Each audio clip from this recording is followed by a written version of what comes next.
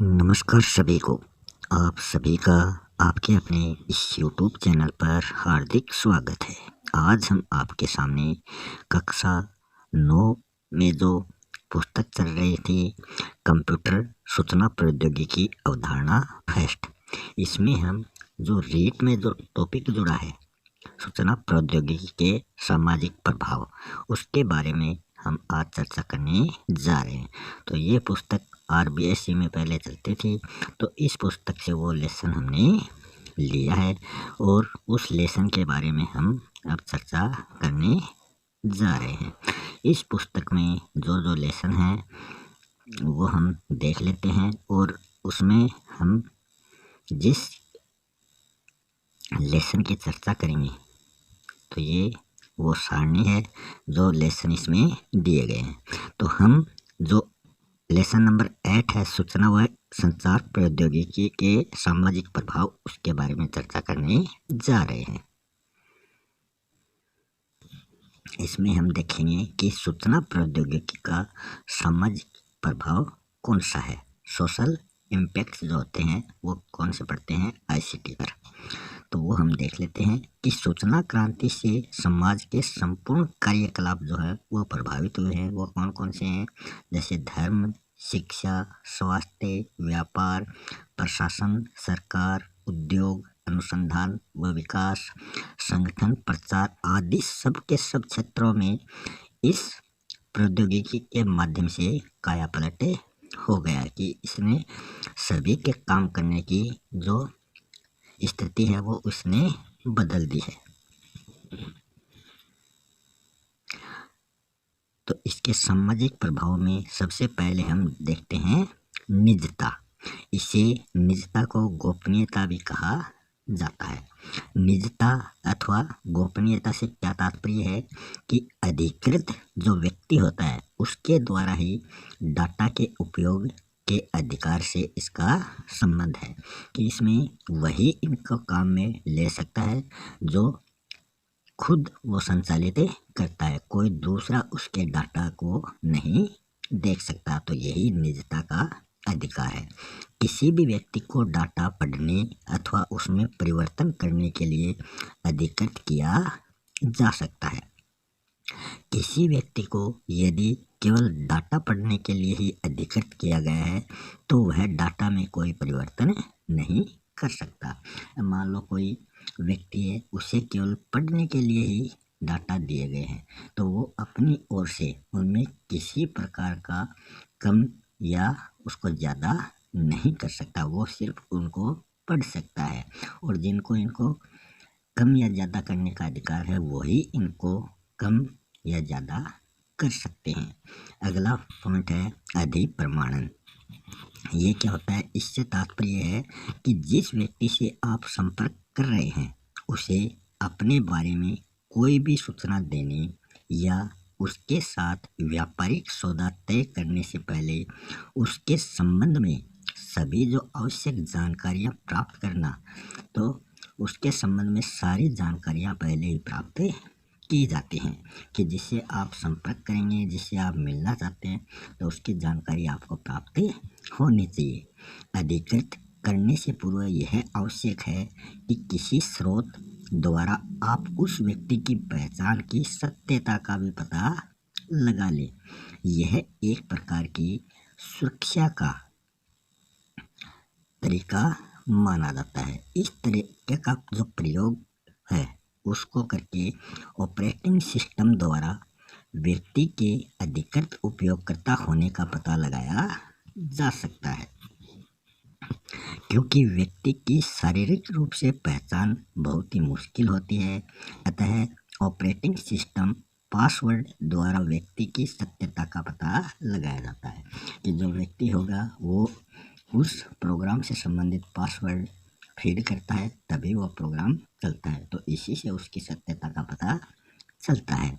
उपयोगकर्ता से ऐसी सूचना प्रदान करने की अपेक्षा की जाती है जो केवल उपयोगकर्ता और ऑपरेटिंग सिस्टम को ज्ञात हो।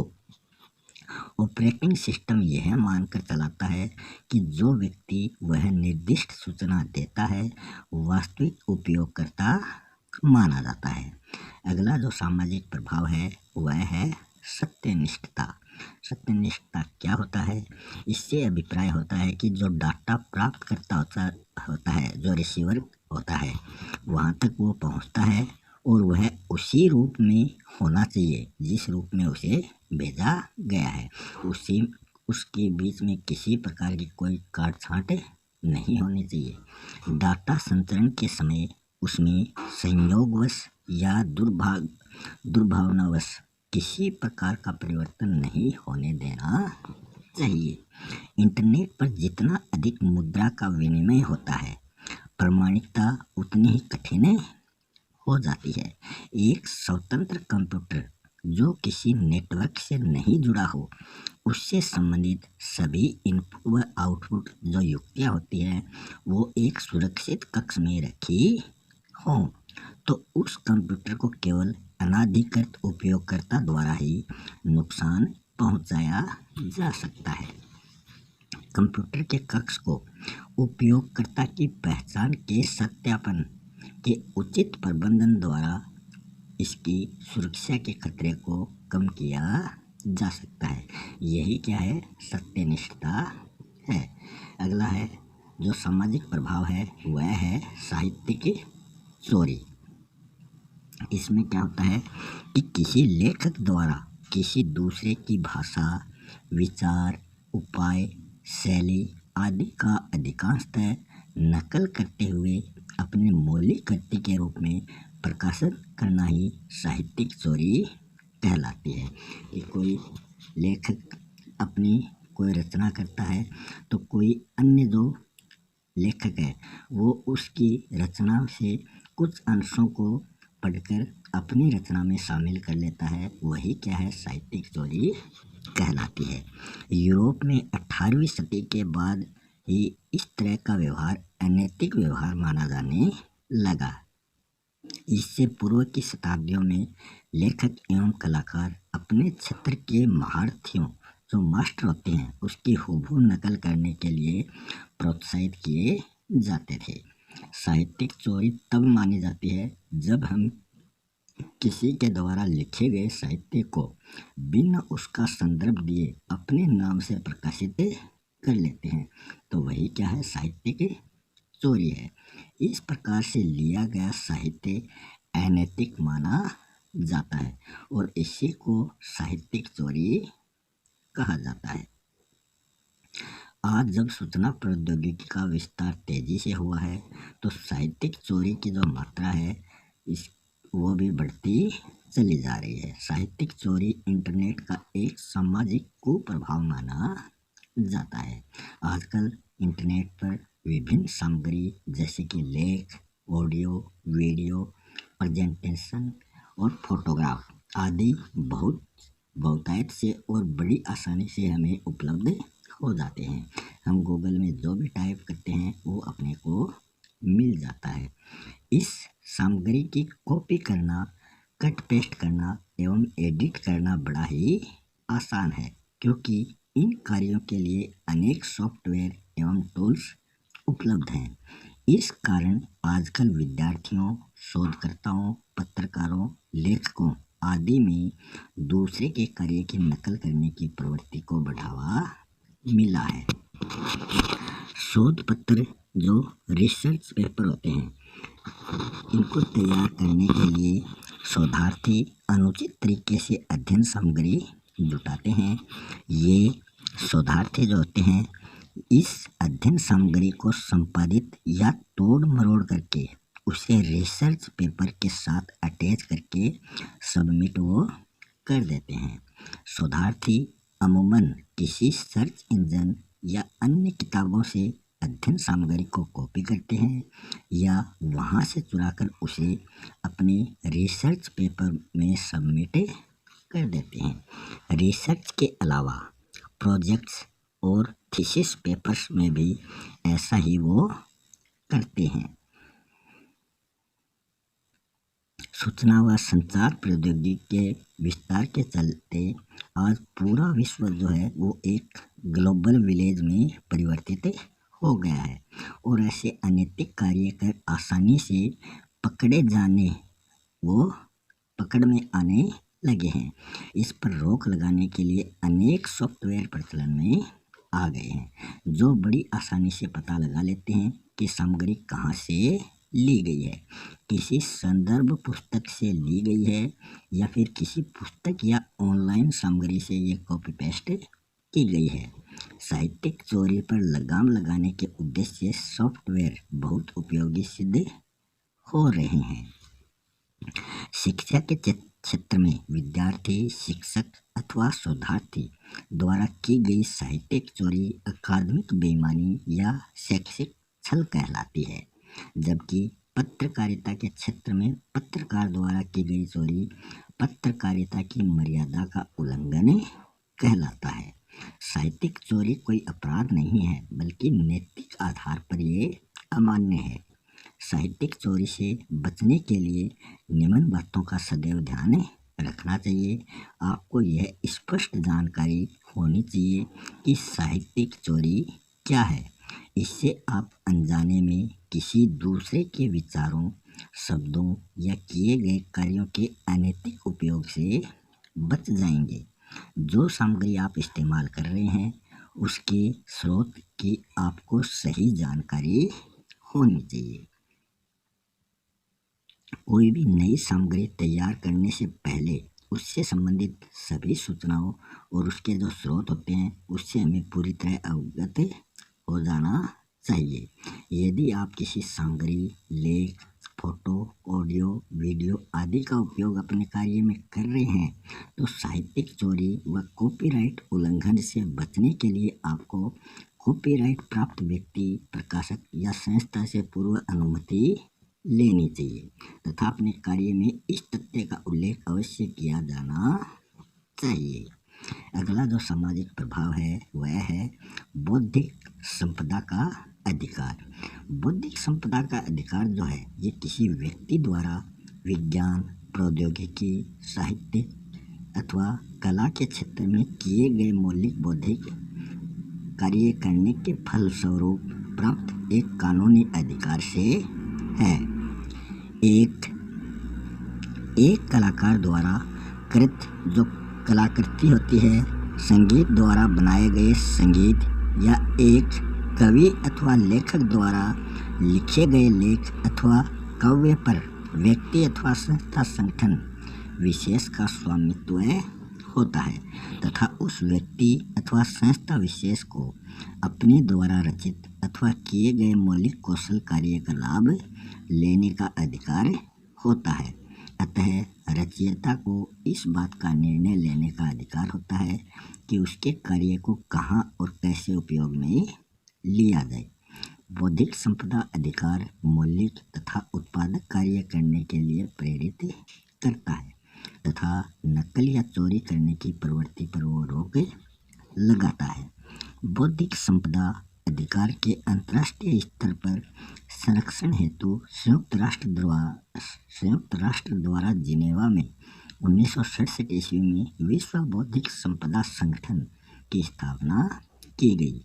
इसका मूल कार्य था विश्वव्यापी बौद्धिक संपदा का संरक्षण करना। विश्व के 184 देश बौद्धिक संपदा संगठन के सदस्य माने जाते हैं। भारत भी इस संगठन का एक सदस्य है और यह संगठन 24 अंतर्राष्ट्रीय संधियों का संचालन करता है। सन 1995 में विश्व व्यापार संगठन बना था और ट्रिप्स इस संगठन का एक समझौता माना जाता है। ट्रिप्स की फुल फॉर्म है trade related aspects of intellectual property rights. ये इसका एक समझौता माना जाता है। सारे देश जो विश्व व्यापार संगठन के सदस्य हैं उन्हें इसे मानना है तथा अपने कानून इसी के मुताबिक बनाने हैं। हम भी बौद्धिक संपदा अधिकार से संबंधित कानूनों को इसी के कारण बदल रहे हैं ताकि वह ट्रिप्स मुताबिक हो जाए। कई लोगों का इसी लिए कहना है कि हम लोग कानून इसलिए नहीं बदल रहे हैं कि हमें अपनी आवश्यकता है, पर हमें उनकी आवश्यकता है, पर इसलिए कि ट्रिप्स कहता है तभी वो हम बदलते हैं। विश्व व्यापार संगठन एवं ट्रिप्स के कारण हमने अपनी प्रभुता को खत्म कर दिया है। ट्रिप्स के 7 तरह के बौद्धिक संपदा अधिकार के बारे में चर्चा की गई है। इसमें कितने बौद्धिक अधिकार हैं? 7 बौद्धिक अधिकारों के बारे में चर्चा की गई है। भारत में निम्न 8 अधिनियम के अंदर बौद्धिक संपदा पर अधिकार सुरक्षित किए गए हैं और वो अधिकार हैं। भारत में 8 और ट्रिप्स में 7। यह संख्या आपको याद रखनी है। इसके अलावा 2 और निम्न क्षेत्र हैं जिसके अंतर्गत बौद्धिक संपदा अधिकारों को सुरक्षित किया गया है। वो है ट्रेड सीक्रेट और संविदा कानून। मुक्त स्रोत सॉफ्टवेयर का बौद्धिक संपदा अधिकार से अलग तरह का संबंध है। ओपन सोर्स ऐसे सॉफ्टवेयर को कहा जाता है जिसका स्रोत कोड सभी के लिए खुला हो, तभी वो क्या होगा? ओपन होगा। ऐसे सॉफ्टवेयर का कोड कोई भी व्यक्ति संशोधित कर उसके विकास में योगदान दे सकता है या स्वयं अपने काम में इसका निःशुल्क उपयोग वो कर सकता है। अगला जो प्रभाव है वह है सूचना प्रौद्योगिकी में रोजगार। वर्तमान जो युग है वो सूचना क्रांति का युग है। सूचना प्रौद्योगिकी का जिस प्रकार मानवता के उत्थान और विकास के लिए प्रयोग किया जा रहा है, उससे आज विश्व का शायद ही कोई ऐसा क्षेत्र हो जो सूचना प्रौद्योगिकी के उपयोग से अछूता रहा हो। यही कारण है कि कोई व्यक्ति अपने जीवन यापन के लिए सूचना प्रौद्योगिकी को अपने रोजगार के रूप में चयन करता है तो उसके पास अनेक विकल्प मौजूद होते हैं। सूचना प्रौद्योगिकी को रोजगार के रूप में चयन करने के लिए किसी विषय का चयन करने की सीमा का बंधन नहीं है। सामान्यतः सभी विषय के लोग अपनी अभिरुचि तथा कंप्यूटर का ज्ञान प्राप्त कर सूचना प्रौद्योगिकी को रोजगार के रूप में चयन कर सकता है। तो ये इसमें कुछ विकल्प यहाँ दिए गए हैं।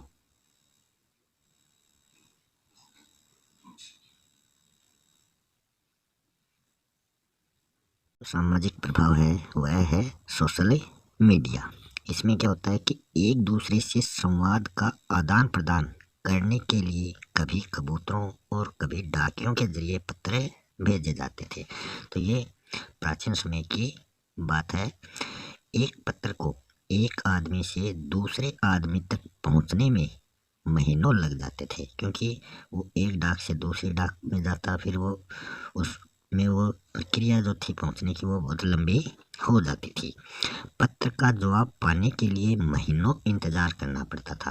मान लो महीने भर में वो पहुंचा और महीने भर में ही वापस दोबारा उसके पास जवाब पहुंचा। इस प्रकार 2 महीने या 1 महीना उसमें लग जाता था। लेकिन आज 7 समंदर पार बैठे लोगों के साथ सीधे बात की जा सकती है। किसके माध्यम से? सोशल मीडिया के माध्यम से।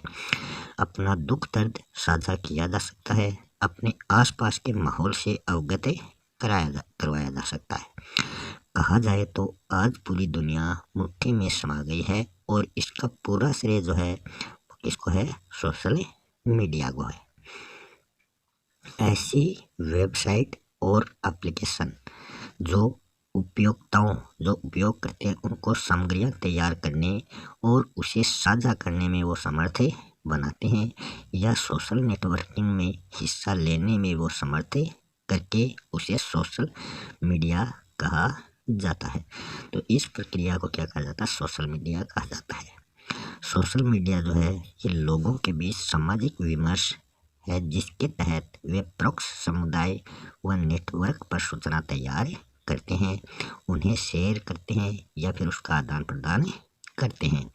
कुल मिलाकर जो सोशल मीडिया या सोशल नेटवर्किंग साइट्स जो होती हैं वो ऐसा इलेक्ट्रॉनिक्स माध्यम है जिसके जरिए लोग उक्त माध्यम में शामिल सदस्यों के साथ विचारों का आदान प्रदान कर सकते हैं। विश्व भर में करीब 200 सोशल नेटवर्किंग साइट्स हैं जिसमें Facebook, Twitter, Orkut, MySpace, LinkedIn, Flickr, Instagram सबसे अधिक जो लोकप्रिय है तो ये सभी क्या है, लोकप्रिय हैं। एक सर्वे के मुताबिक विश्व भर में लगभग 1 अरब 28 करोड़ फेसबुक यूजर्स हैं। तो फेसबुक जो यूजर्स हैं उनकी संख्या इतनी बताई गई है। वहीं विश्व भर में इंस्टाग्राम जो यूजर्स हैं उनकी संख्या 15 करोड़ है, और लिंक्डइन जो है उसके यूजरों की संख्या 20 करोड़ है। माई स्पेस के जो यूजर हैं उनकी संख्या 3 करोड़ है। ट्विटर को यूज करने वाले 9 करोड़ हैं। तो सबसे अधिक जो प्रयोग करने वाले हैं दुनिया, वो फेसबुक यूजर से माने जाते हैं। शुरू में ये साइट्स मध्यम वर्ग की पहुंच से दूर थी। जो उच्च वर्ग के लोग थे उनके लिए ही ये साइटें काम में ली जाती थी, लेकिन मोबाइल फ़ोन पर जब ये सेवाएं मिलनी शुरू हुई तो इस वर्ग ने इसे अपने सीने से लगा लिया कि जो मध्यम वर्ग है वो भी इनको काम में लेने लगा। भारत में इस समय 1 करोड़ से अधिक एक्टिव फेसबुक यूजर्स हैं, और आने वाले समय में इनकी संख्या 10 करोड़ तक पहुंचने का अनुमान है। सोशल मीडिया इन दिनों लोकप्रियता के सोपान चढ़ रही है। भारत में और भारत के बाहर भी इसकी लोकप्रियता बढ़ती जा रही है। इसके जो विशेषज्ञ हैं वो मानते हैं कि सोशल मीडिया आम जनता के लिए एक ऐसा माध्यम है जिसके जरिए वे अपने विचार ज़्यादा सशक्त तरीके से रख सकते हैं। पिछले 1 दशक में कई बड़ी खबरें सोशल मीडिया के जरिए ही लाइमलाइट में आई हैं। आम आदमी को सोशल मीडिया के रूप में ऐसा औजार मिल गया है जिसके जरिए वे अपनी बात एक बड़ी आबादी तक पहुंचा सकते हैं। तभी तो आम आदमी के साथ राजनेता जो है वो भी फेसबुक ट्विटर पर आ गए हैं ताकि वो अपनी बात लोगों तक पहुंचा सके। तो ये सभी जो सोशल नेटवर्किंग हैं उनकी साइटों के आकृतियाँ, जो इनके चित्र हैं वो देख रखी हैं। ये फेसबुक, ये यूट्यूब, ये ट्विटर, ऐसे ये सभी के प्रतीक यहाँ दिए गए हैं। लोगों को संवाद करने के लिए सोशल मीडिया एक महत्वपूर्ण माध्यम बन गया है। ये एक मिलाप का जरिया बन गया है। सोशल मीडिया आज बहुत ही ज़रूरी माध्यम हो गया है। इस माध्यम के जरिए एक बड़ी आबादी से अपने विचार साझा किए जा सकते हैं। पिछले 1 दशक में इस माध्यम का काफ़ी विस्तार हुआ है। हाल ही के वर्षों में कई बड़े आंदोलन सोशल मीडिया के द्वारा ही शुरू किए गए हैं। 2011 में जनवरी के महीने में फेसबुक द्वारा ही मिस्र में ज़बरदस्त आंदोलन किया गया था। ट्यूनीशिया में भी फेसबुक के जरिए ही वहाँ की सरकार के खिलाफ आम जनता लामबंद होने लगी थी। हालात ऐसे हो गए कि सरकार को फेसबुक और ट्विटर अकाउंट पर प्रतिबंध लगाना पड़ा, लेकिन आंदोलन रुका नहीं, और वहाँ के जो प्रेसिडेंट हैं मुबारक, उनको मजबूर होकर इस्तीफा देना पड़ा। तो इस सोशल मीडिया में इतनी ताकत है कि वो बड़े से बड़े आदमी की जो पदवी है उसको भी हिला सकता है। फेसबुक ने लंबे अरसे से बिछड़े पिता बेटी, भाई बहन और दोस्तों को मिलाने का काम भी किया है। तो ये इसका एक बहुत बड़ा फायदा हुआ है। कहते हैं कि हर चीज़ के 2 पहलू हैं, एक अच्छा होता है और एक बुरा होता है। कई तरह की खूबियों के लिए प्रसिद्धि पाने वाली सोशल मीडिया अपवाद नहीं है। सोशल मीडिया के जरिए आपराधिक गतिविधियों को भी अंजाम दिया जाने लगा है। तो ये इसका दुष्प्रभाव है।